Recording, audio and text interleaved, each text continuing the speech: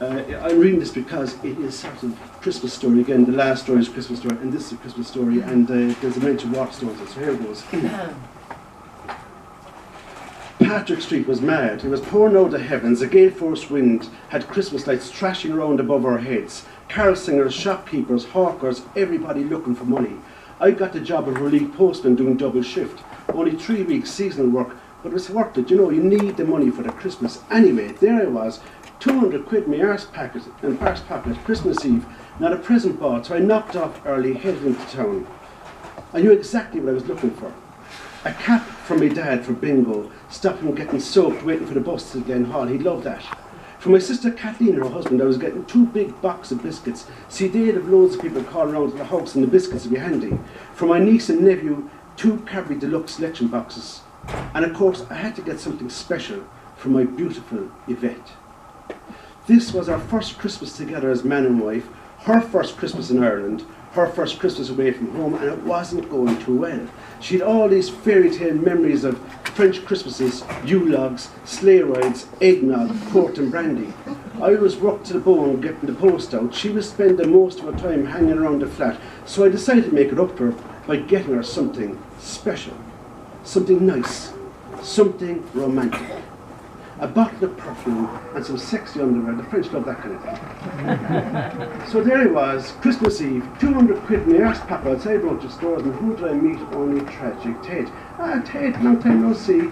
Pluto man, how are things? Good, good. Working like a dog, Christmas postman, double shift. Just snatched a bit of time for the last minute shopping. How's yourself, Ted?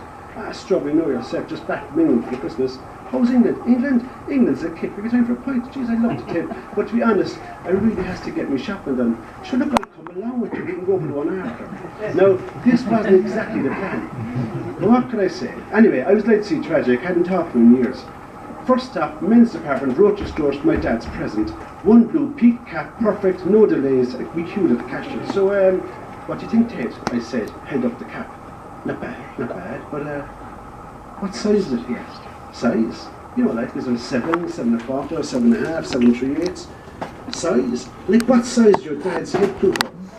What size is my dad's head? Jesus, Ted, I didn't know heads of sizes. Well, geez, you want to know the size of his head we were getting him a hat, he said. I explained I had no time to measure my dad's head. All I wanted was a cap to keep him dry for bingo. For bingo, says Ted. Why don't you give him something like a book? You know, like a book on bingo. Do they have books on bingo, Ted? They have books and everything. A book on bingo. It was settled. So we get it later. I left the cap on the counter and we walked out of the shop. There I was, standing in a checkout line a mile long in Dunnes stores, 2 big boxes of biscuits, 2 Cadbury Deluxe selection boxes under my arms. So, who are they for, Pluto? And his sister Kathleen and her kids, I said. Ted may give you one of those looks. Something wrong, Ted? No, no, nothing at all. I'm sure your sister will be delighted. But, no buts. But, I don't think too many mothers would want all that sugar and sweets and stuff coming to the house, you know, like Christmas time and all that. So what do you suggest, Ted? I suppose you could ask him a few books, he said. I explained we weren't really a book family. I mean, like, the best book I ever saw was Equipments, but I still haven't read it, do you know what I mean? But Ted was making sense. So before we went to the bookshop, I had to get Yvette's present. Now, I wasn't too happy having tragic Ted traipsing after around Brown Thomas Perfumery and women's underwear department. Not the easiest thing for me to do on my own. I don't mind having tragic Ted and a lang of store detectives on tour.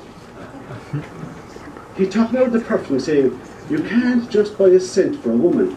It was something more personal than that. Anyway, he had me convinced that the biggest insult you could give to a woman, especially a French woman, was to buy her the wrong perfume. See, it's as personal as dog pee to a bitch, he said.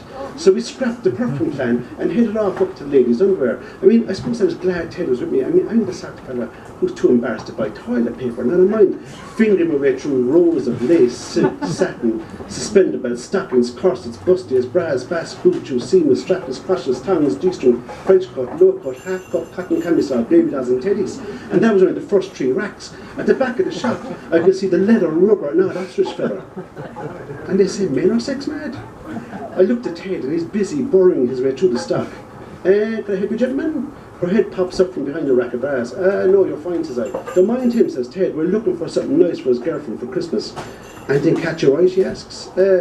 I push my eyeballs back into their sockets. Look, anything at all, says I. So, what size would you like? About the same as yourself. maybe full around the chest area and a bikini on the waist, I say. She gives me one of those men looks and she lifts up a bit of a lace again. How about this, she says. That's perfect, says I, put it in a bag. Hi, hold it, said Ted. You can't just take the first thing that's waved under your nose, Pluto, man. You got to check out the merchandise. Come on, Ted, I gotta get out of here. Chill out, man, chill out. Now the way here, miss, do it right, like. Excuse me, miss, you might show us that there like a good girl, will you? Will you have that in red? And off they go, down to the shop. I'm standing there like an expectant father in the maternity ward. Eventually my choice being made for me.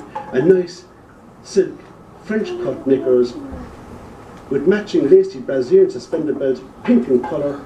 Nothing smutty like black or red, says Ted. And 2 pairs of stockings, one black, one white. Perfect. Yvette would love this. So, gentlemen, will I wrap it for you? Not at all, says Ted. We'll eat him here. He laughs, she raps, and then Ted turns to me. Are you sure 32B is her bra size? That's the size of a bra you have at home, right? Yeah, but not all bras are the same. How do you mean not all bras are the same? A 32B is a 32B, isn't it? And for God's sake, a bra isn't like a sock to Pluto, man. It's not like one size fits all. Look, this is a 32B, and she's a 32B, and no more about it. I'm going to get sick of Ted with his voice this stage.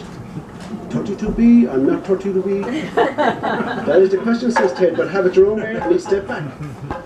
But he planted the seed of doubt in my brain. Look, what exactly do you mean, Ted? I put it this way, he said.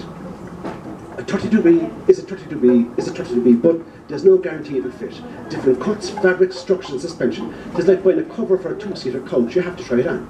So what are you saying, Ted? I'm saying put it back in the rack and save yourself a belly full of grief, because believe you me, if it's too small, she'll think that you think she's getting fat. And if it's too big, she'll think her Baba Louis are too small. But Baba, what is? Look, I'd say you'd save yourself a belly full of heartache if you just bought her a good book. Well, that solved everything. All we had to do was get a few books. So we went to the High B, had a pint. I called a pint, Ted called a pint. Then it was my call again, and that's the way it went for the afternoon. At 20 to 5 Christmas Eve, myself and Ted made a bad staggering dash to Waterstones to pick up a few books, stopping off at Elbow Lane to roll a one-skinner. And that was it. That was the Christmas I bought my dad the World Book of Anthropology. Waterstones were clean out of books and bingo.